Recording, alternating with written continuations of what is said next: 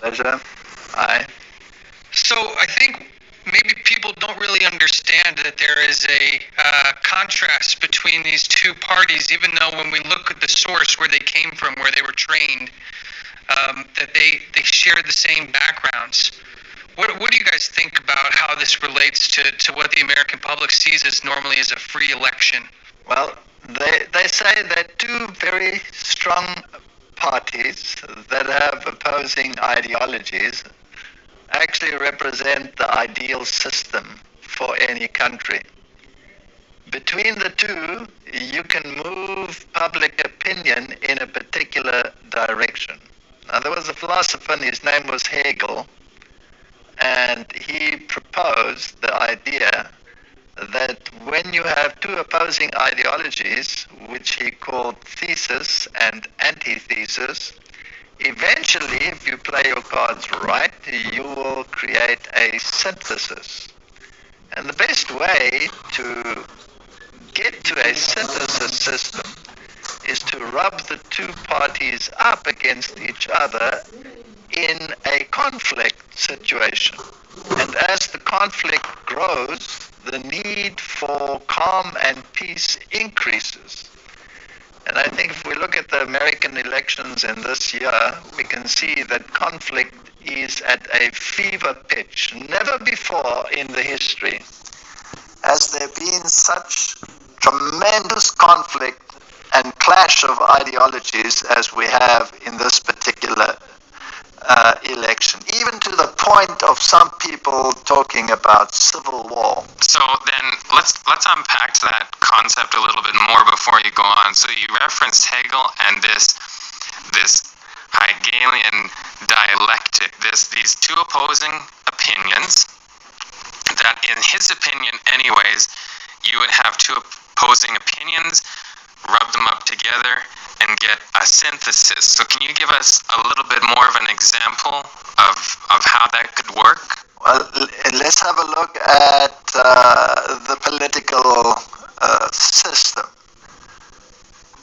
In the one camp, in this election, for example, you have a very capitalistic view of how to run things, and in the other camp, you have a very socialist view of how to run things. Even to the point of drifting it to almost a communist ideology opposed to a capitalist ideology. Now you have two very great extremes. And the very left grouping within the Democratic Party is pushing for almost a communist agenda. So you look at movements like Black Lives Matter, they have communist ideologies at their base, as have been reported by their speakers. So if you rub those two together, then you will develop a sort of socialism, which is neither capitalism nor communism, and that would be a synthesis. Now, who would benefit by bringing the world to that point of synthesis? That is the question. Which organization in the world has a socialist agenda or a social agenda which is embodied in a halfway measure between what the Republicans and what the Democrats are standing for at the moment? That would be a typical Hegelian dialectic. So who is Hegel? He was a philosopher, if you like, and he was. All of these people have roots in German philosophy. Whether you're talking about Freud, whether you're talking about any one of those people that developed the concepts of how to deal with minds, then you eventually get to Hegel, who had this philosophy of rubbing two ideologies up against each other. And then you jump right into secret societies, which have the same philosophy. If you take Freemasonry that we discussed last time, they have a concept which is called ordo ab chaos, order out of chaos. In other words, if you want to achieve a particular world order, you have to create the chaos order to achieve that, you rub the ideologies up against each other until they become unbearable, and then you get the synthesis that you want. You can do that in the political sphere, you can do that in the economic sphere, and you can do that in the religious sphere. So it seems to be kind of a common thread or thought to have these opposing opinions to get something in the middle. Absolutely. Wait, so you're saying that there's actually a systematic approach to what we're seeing in this conflict right now, that these societies that we've been discussing are actually putting into movement social justice and social campaigns that are causing this friction. So these secret societies have a direct correlation to this friction and this division that we're seeing right now in the States. Correct. And if you go back to our previous discussion, we spoke about the Knights Templars, and we spoke about the Demolays, and we spoke about how these systems are integrated into modern political systems, and how Freemasonry can be found at virtually every level in every little town, as you mentioned last time. Now, when we go back to the roots of these organizations, they actually go back much further than the Middle Ages and the Knights Templars, because that same ideology can be taken back even further, as we alluded to last time, to Babylon. And Babylon can be taken back even further to, in some circles, what is considered the antediluvian world. So then you're going into biblical concepts, and you eventually come up with a conflict that existed from time immemorial. If you take a book like Morals and Dogma by Albert Pike, then you will see that they take their philosophy not only back to Nimrod, which is part of the Babylonian system, they take it back literally to Enoch, son of Cain. So it is an ideological battle between an ideological view which is embodied by a Cain model, and that which is modeled by the opposite side. So you have two Enochs actually opposing each other. Enoch, the descendant from the line of Adam, the Enoch that walked with God, and you have the Cain line, and his son was Enoch. And Freemasonry, in Morals and Dogma by Albert Pike, traces its lineage back to that very Enoch, son of Cain. I just wanted to let our viewers know that this book, Morals and Dogma, is actually almost the handbook of Freemasonry. Albert Pike was a master Mason, and if you go online, you can find digital copies of it for free, and you'll find that this is a very revealing book, and it's something that they hand out to initiates to become familiar with the true spirit of Freemasonry and some of the history Walter talked about. But then we have these societies that we're referring to, going all the way back and tracing them to stories that are in the Bible, strangely enough. So we have these weird symbolism that come from Egypt, and I think we're going to go into symbolism a little bit more in some of the upcoming episodes, which is extremely interesting. But then they're tracing to certain events that happened in the Bible and other historical events. So in what sense do we see, so these secret societies, when did they first come, well, since we're talking about America right now, when did they come to America? How can we actually trace them as, do they influence things happening in the States right now? I mean, we've seen the clip from George Bush Jr., where he said he's part of Skull and Bones, but what actual effect is that going to have on society, government? Does it have an effect? Well, I find find it interesting, Mackenzie, that when we talk about the Freemasons, if you do a little bit of research on them, you'll find that they have had presidents that they're proud to show are Freemasons. There was a presentation done for the 300-year anniversary of the Freemasons in the UK. And it was filled with pomp and circumstance and all sorts of splendor. And in it, they showed their very, very proud history of famous Masons, something that I think we'll look at closer here in a little bit. But in there, they show all the faces of the presidents. And when you count them up, you have 14 presidents all coming from one organization. And I found that very interesting in relation to your question, because if we have a free and open society with a democratic electoral process, how could it possibly be that 14 presidents are all from one organization? It doesn't seem possible that they could all be part of the same society and not have their ideologies influenced in some way. Walter, why would all of these people be part of these societies? Why are all these high-ranking members and past presidents traced back to an organization like the Freemasons? What's the benefit? You can take it back to the founding fathers. Many of them were Masonic, and the Constitution had Puritans involved, but they also had Masonics involved. So it is a very cleverly worded document. But you can actually go further.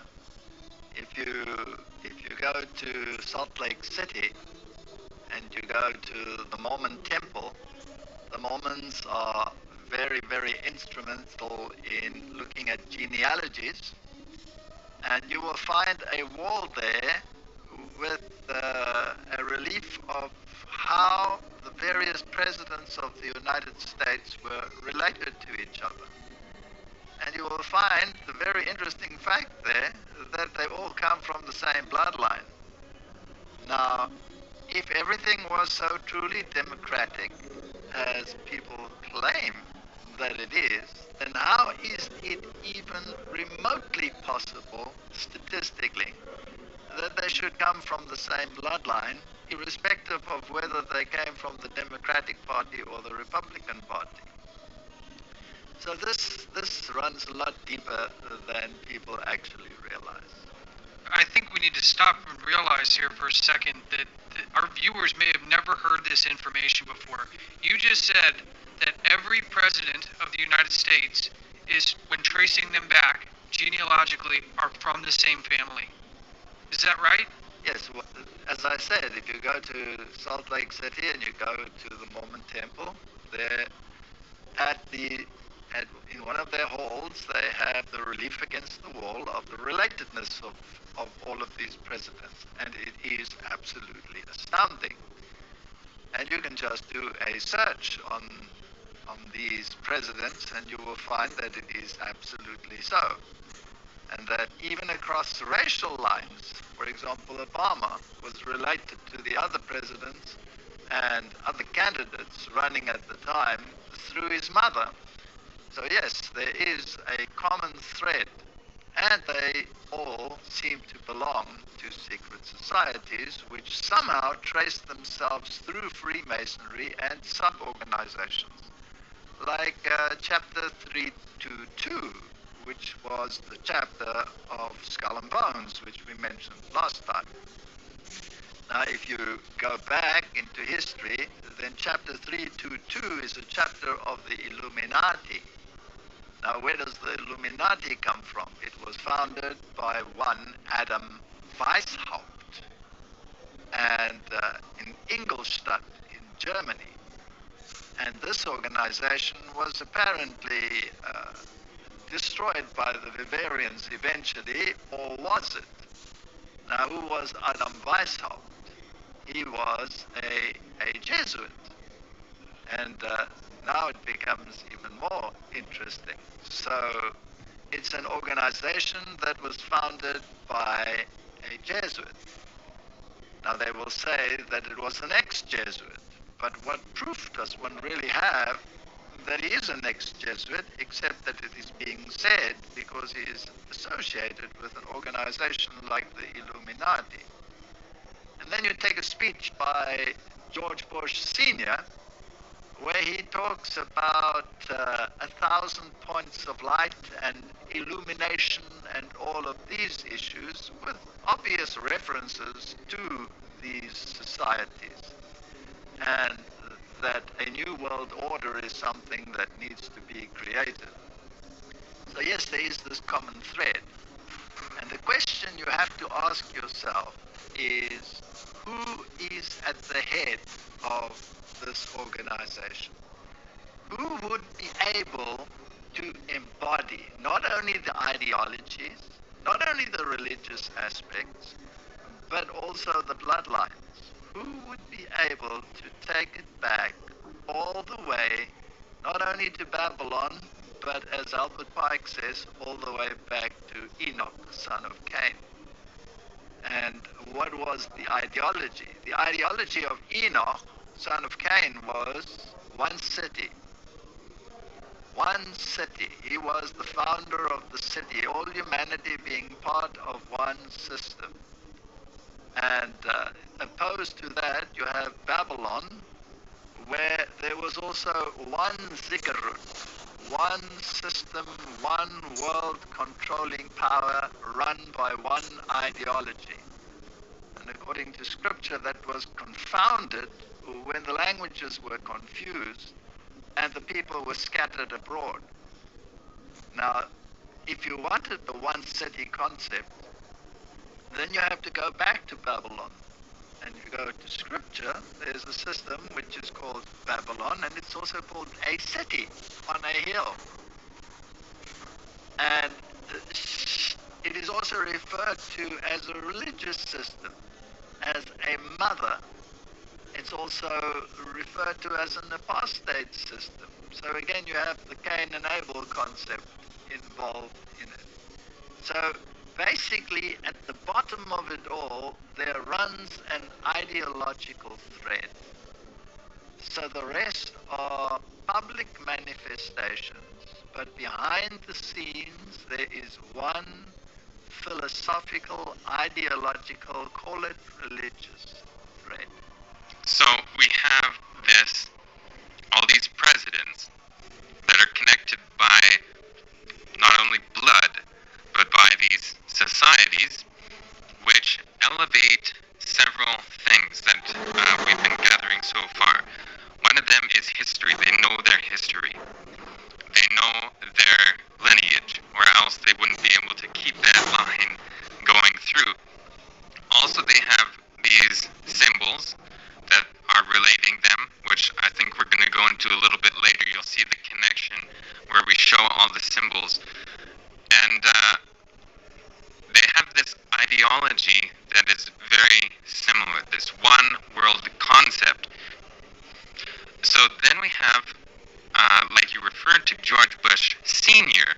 talking about this new world order, this one world system that they trace all the way back to this Enoch from Cain. Let's take a listen to a clip. I have a clip here of George Bush referencing these very things. A world of barbed wire and concrete block, conflict, Cold War. Now we can see a new world coming into view. A world in which there is the very real prospect of a new world order. We have before us the opportunity to forge for ourselves and for future generations a new world order.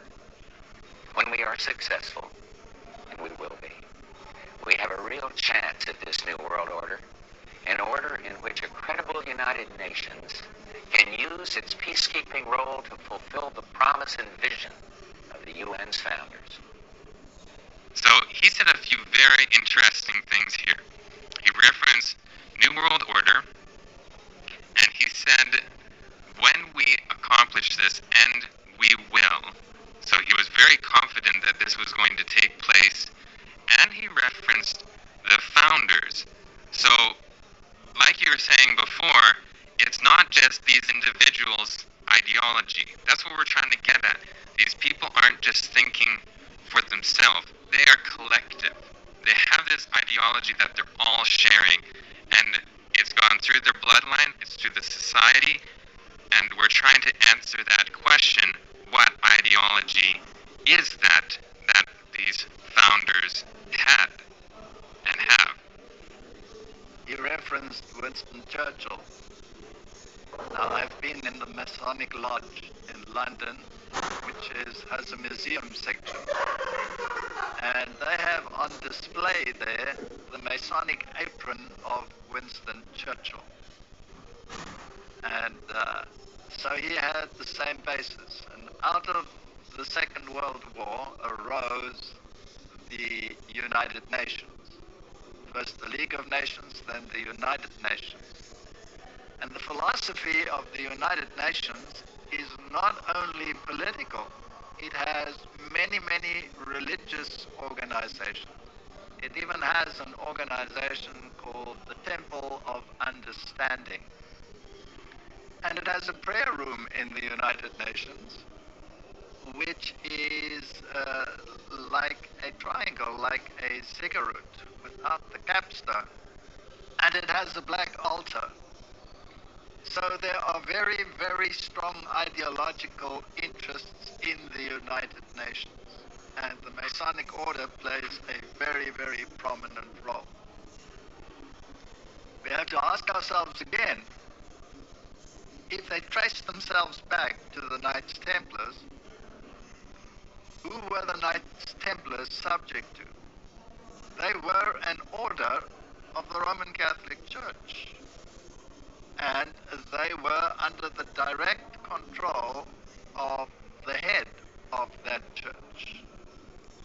And their goal was to achieve world recognition and world dominance through and for the system. So we have this secret society that has secret, whatever it may be, knowledge on something, and you're saying that it's connected to Roman Catholicism. Well, the very nature of the